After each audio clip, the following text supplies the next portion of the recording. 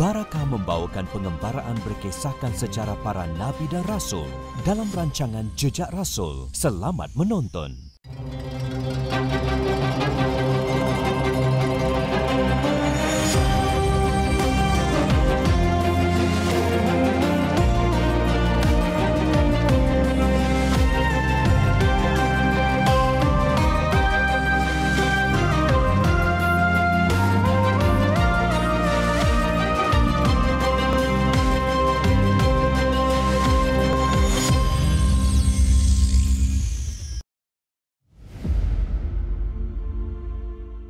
Kedudukannya di utara semenanjung Tanah Melayu memberi kelebihan. Menjadi persinggahan kapal-kapal dari Lautan Hindi dan Laut Andaman sebelum meneruskan pelayaran di Selat Melaka.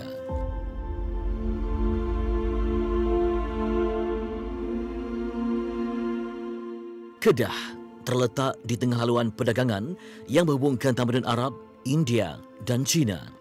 Ketika itu, pelabuhannya dalam. Selain daripada mempunyai sumber bahan mentah dan galian yang banyak. Kalau kita kaji tentang perdagangan awal, China adalah satu tamadun, India satu tamadun, Arab, Mesopotamia, Mesir, tamadun-tamadun awal. Bermula dengan Mesopotamia 8,000, China dah 5,000. Maknanya pada peringkat perdagangan awal, 5,000 tahun dulu sudah ada perdagangan awal. Dan jalan yang terbaik memang Selat Melaka lah. Dan tempat singgah yang terbaik memang Kedah Tua. Bukti kegemilangan wilayah ini terzahir melalui projek ekskavasi yang dilakukan oleh sekumpulan arkeologis Pusat Penyelidikan Arkeologi Global Universiti Sains Malaysia USM dengan kerjasama Jabatan Warisan Negara.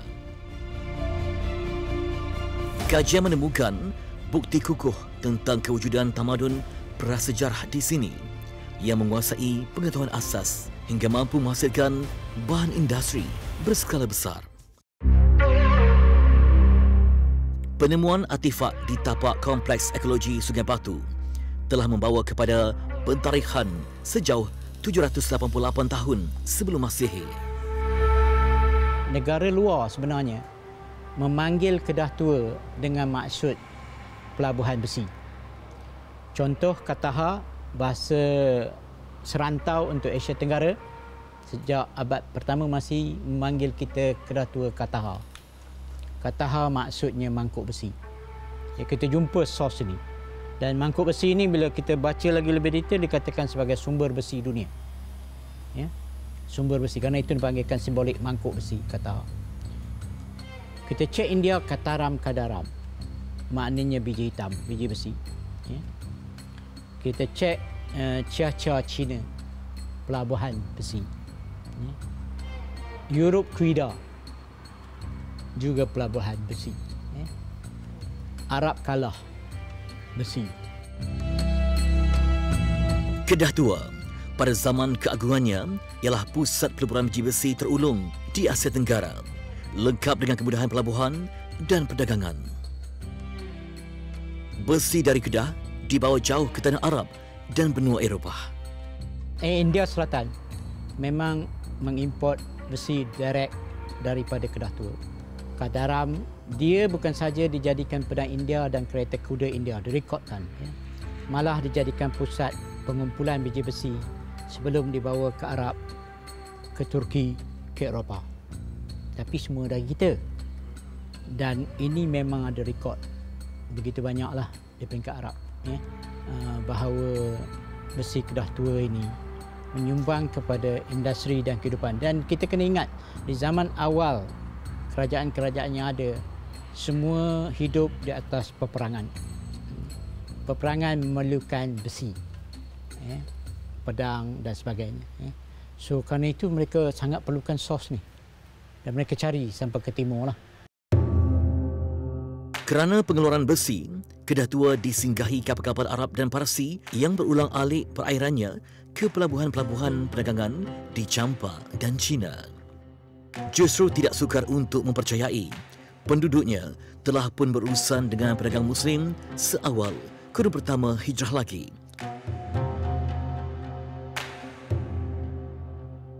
Pada kurun ke-12 Masihi, Kedah Tua melakar episod baharu Kesultanan apabila rombongan alim ulama Arab tiba di kota Bukit Meriam. Sejarah mencatatkan Raja Kedah yang pertama memeluk agama Islam ialah Maharaja Derbaraja II. Baginda dikatakan telah diislamkan oleh seorang ulama dari Yaman bernama Syekh Abdullah bin Syekh Ahmad bin Syekh Ja'far Al-Kumairi dalam tahun 1136 Masihi bersamaan 513 Hijrah. Baginda diislamkan di kota Bukit Meriam dengan memakai gelaran Sultan Muzaffar Shah. Sultan Muzaffar Shah memeluk Islam 1136. Maknanya dia menguasai empayar Kedah Tua ini di sini. Kerana kita jumpa bukti besi melepasi daripada abad ke-11, abad ke-12 dia memeluk Islam. Di sini besi sampai sekurang-kurangnya abad 13 masih. Maknanya abad ke-12, 13, 11 ruang yang dia masih hidup, dia mesti menjalankan pemerintahan di sini dengan besi. Dan ini indikator yang sangat penting kepada Kesultanan Islam abad ke-12 sudah boleh melakukan pentadbiran pengurusan ekspor besi berdasar pada pengalaman sebelumnya sebelum Islam. Kesultanan Kedah terus berkembang bersama ketamadunan alam Melayu. Kedah menyaksikan kemunculan Kesultanan Melaka yang agung. Diasaskan oleh para mesuara mulai tahun 1262 itu. Ketika itu, Kedah di bawah pemerintahan sultannya yang keempat, Sultan Muzil Shah, bersemayam di kota Sungai Emas. Kedah telah diiktiraf oleh para sejarawan sebagai negeri yang paling tua di tanah Melayu. Rajanya juga pemerintah yang paling awal memeluk Islam.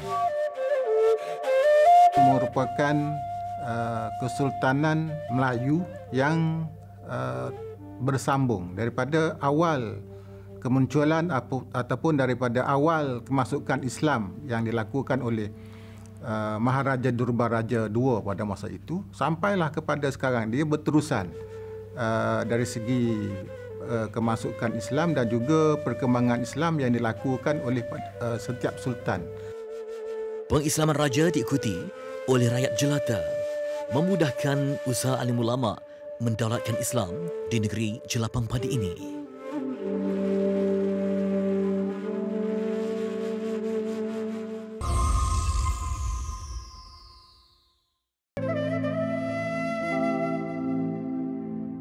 Di Arau Perlis, Muhammad Aiman Abdullah, seorang pengumpul mata wang lama yang terpesona dengan sejarah Kesultanan Kedah. Beliau mula mengumpul mata wang lama sejak 8 tahun lalu. Hari ini, termasuk dalam koleksinya ialah artifak yang berusia antara 800 hingga 1000 tahun. Keistimewaan koleksinya ialah mata wang dari zaman Kesultanan Kedah, dari era pemerintahan Sultan Kedah kedua hingga Sultan Kedah ke-24 merangkumi tahun 1179 sehingga 1854 Masihi.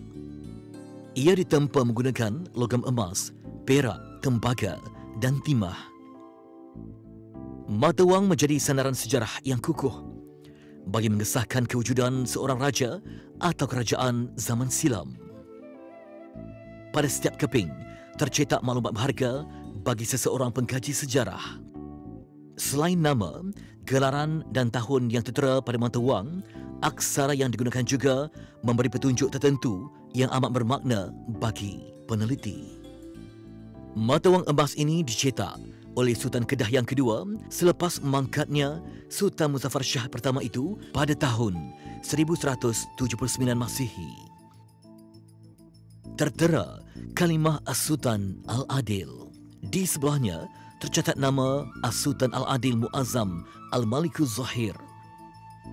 Shilling emas ini membuktikan kesinambungan akidah tauhid yang disemai oleh alim ulama dari Yaman, Syekh Abdullah Al-Kumairi di Istana Kedah di kota Bukit Meriam.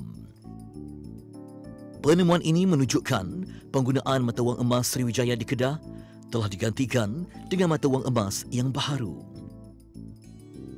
Ia petunjuk pengaruh Arab yang kuat dalam Istana Kedah ketika itu dipercayai kerana kesinambungan kehadiran alim ulama Arab yang menjadi penasihat kepada Sultan Kedah. Anak Syekh Abdullah Al-Yamani dilantik menjadi penasihat kepada Sultan Kedah selepas itu, dan melakukan perkara yang sama dengan menjadi penasihat kepada Sultan dalam hal ehwal agama, dan juga mengajar anak-anak Sultan pada masa itu dengan ajaran Islam. Mengumpul mata wang lama mendedahkan Aiman kepada sejarah negeri Kedah yang begitu panjang. Di kampung Binjal Perlis ini, Aiman telah menemui sepasang batu nisan Aceh tipologi Osman Yatim Type F dari tahun 1500 Masihi. Batu nisan dengan permukaan polos tanpa inskripsi ini adalah penambahan baharu kepada penemuan 13 unit batu nisan Aceh yang telah direkodkan di negeri Perlis. Ditemui kubur tahun 2000 jumpa tahun 2000. Waktu tu kami buat survey untuk tapak-tapak lama lah yang di sekitar Perlis ni. Semua temuan ni secara tak sengaja lah sebab tapak ni dia ditolak untuk buat dusun. Waktu tu tenggelam? Waktu tu tenggelam teman ni. Bila dia tolak, ternampaklah batu ni dia tenggelam. Lepas tu saya angkat, memang ternyata batu nisan lah kan. Jenis tipologi Aceh punya ni. Bila dia angkat tu dan bila saya mai pula sekali lagi, jumpa batu yang kedua lah. Bila jumpa tu, kita bersihkanlah kawasan ni. Yang itulah yang masa jumpa tu. Melihat kepada struktur dan juga mungkin tipologinya dari kurun ke berapa tu? 1500 Masihi lah macam tu. Macam tu dia punya type lah. Tak ada sebarang tulisan ya? Tulisan tak ada, cuma kosong je tu. Tapi tengok daripada jenis yang jumpaan di Kuala Muda, yang jenis yang Samudra Pasai memang ada ukiran lah. Tapi ini kosong lah, tak ada ukiran. Apa petunjuk yang paling dekat, yang hampir? Kawasan ni sekitar ni dia kata ada penempatan yang dipanggil Pondok Aceh, ada tempat mandi Aceh dia panggil. Kemungkinan sini adalah pusat pengajian juga ataupun orang mengaji lah tu, pondok-pondok sini kan. Kedatangan orang-orang Aceh melalui Kuala Perlis antara kurun ke-16 hingga kurun ke-19 ditunjukkan melalui taburan tipologi batu nisan yang berbeza mewakili kurun masing-masing. Sejarah Aceh di Kedah sangat panjang, melibatkan hubungan persemendaan dan peperangan selain hubungan diplomatik dan perdagangan. Hakikatnya, penemuan batu nisan Aceh mempunyai nilai sejarah yang tinggi dalam memahami latar belakang masyarakat Islam terdahulu.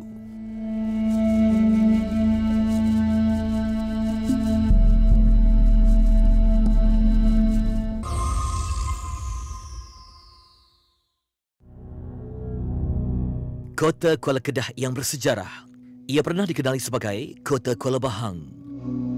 Kota pertahanan yang dibina di tebing muara Sungai Kedah ini berperanan menjadi benteng awal bagi menghalang kemarahan musuh mudik ke kota pusat pentadbiran lokasi Sultan bersemayam. Ia juga berfungsi mempertahankan pelabuhan Kuala Kedah yang amat penting kepada ekonomi negeri. Bermula sebagai kubur kecil di tapak tanah rawa, ia dibangunkan oleh Sultan Sulaiman Shah II. Ia menaiki takhta pada tahun 1602. Baginda bersemayam di Kota Siputih sebelum serangan Aceh pada tahun 1619. Sultan Sulaiman Shah II telah memberi perkenan kepada Portugis untuk bertapak di Kota Kuala Kedah, membina markas mereka dan mengumpul barang dagangan terutamanya timah. Ia menimbulkan kemurkaan Sultan Aceh.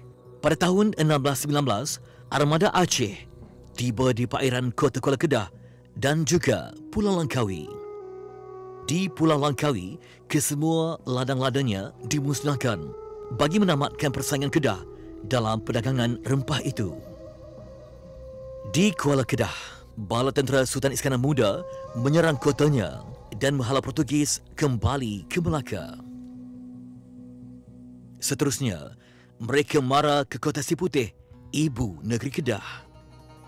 Kota Siputih dikepung dan akhirnya Sultan Kedah menyerah kalah. Akibatnya, 7,000 rakyat Kedah menjadi tawanan perang dan dibawa ke Aceh. Kota Siputih berada 40 km di utara kota Kuala Kedah.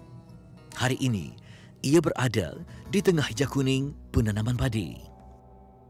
Oleh sebab negeri Kedah ni, belah utara dia sampai Pulau Sembilan. Pulau Sembilan Selatan bertentangan dengan Kuala Sungai Perak. yang Pulau Sambilan Utara sempadan berma dengan Siam, kuat dia Segenting Kera. Jadi pada masa itu Negeri Kedah dah panjang dan orang yang duduk kota Sungai Mas nak cari satu tempat yang agak tengah-tengah betul-betul. Di atas pun sopa, dia bawah pun bersopa. Dia pun pindah pantah Raja Muda mai cari satu tempat. Akhirnya dia jumpa kampung ni lah. Kampung ni masa tu nama dia Seputih. Kota Seputih dibina pada tahun 1282 oleh Raja Muda Kedah, Tunku Ahmad Ibni Sultan Muzil Shah sebagai benteng pertahanan dan juga pusat pentadbiran. Ia dijadikan pusat pemerintahan bermula dari tahun 1323 Masihi. Semasa pemerintahan Sultan Kedah yang ke-6, Sultan Ibrahim Shah. Kota Seputih ialah pusat pemerintahan Kedah yang ketiga selepas Kota Bukit Beriam dan Sungai Emas. Selama lebih 3 kurun, 8 orang sultan pernah bersemayam di sini. Tentera Aceh pernah menawan Kota Seputih menyebabkan Sultan Sulaiman Shah II ditawan, diwalari ke Aceh sehingga baginda mangkat di sana. Di sebalik legendanya, makam Puteri Lindungan Bulan di atas bukit kecil ini menyingkap sejarah perluasan kuasa Aceh di alam Melayu pada suku pertama kurun ke-17. Bila sebut tentang Puteri Lindungan Bulan, merujuk pada peristiwa di mana Sultan Sulaiman yang ditawan dan puterinya disembunyikan dalam sebuah lubang. Sebelum tinggalkan lokasi, baginda berdoa supaya puterinya terselamat. Tidak ada musuh yang dapat melihat, malah cahaya bulan sekalipun jangan mengenai puteri yang amat dicintainya itu.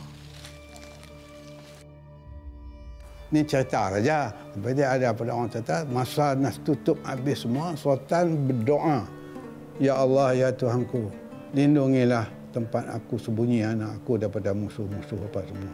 Jagalah, peliharalah apa semua." Kemudian dia nampak bulan sedang mengambang. "Hai bulan, tolong sembunyi sama. Janganlah suluh cahayamu kepada tempat yang aku sembunyi ini." Jadi yang itulah yang jadi makam lindungan bulan tu.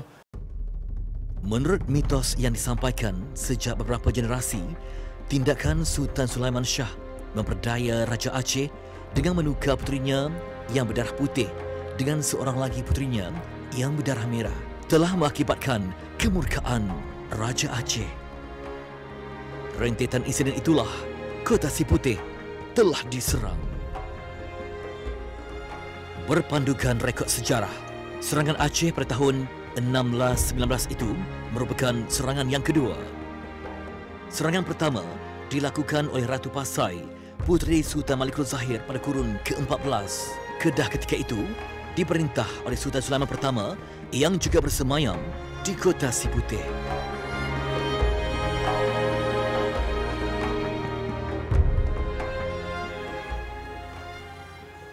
Mengikut tipologi batu nisan Profesor Dr. Muhammad Osman Yatim, melihat kepada nisan yang terdapat pada kubur Puteri Lindungan Bulan ini, merujuk pada batu nisan Type C, iaitu batu nisan Aceh pada kurun yang ke-16.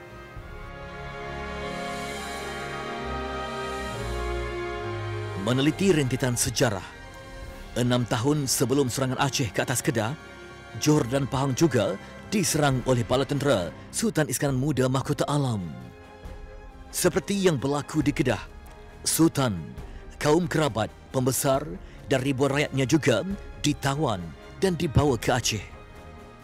Serangan ke atas Johor dan Pahang ialah kerana sultannya menjalin hubungan dagang berbaik-baik dengan Portugis. Ia sebab yang sama Kedah diserang oleh Aceh. Melangkah ke gerbang masa, menghitung detik silam, pengembara mencari erti, menafsir hikmahnya sejarah. Maka terhamparlah hendaknya 1001 pengajaran.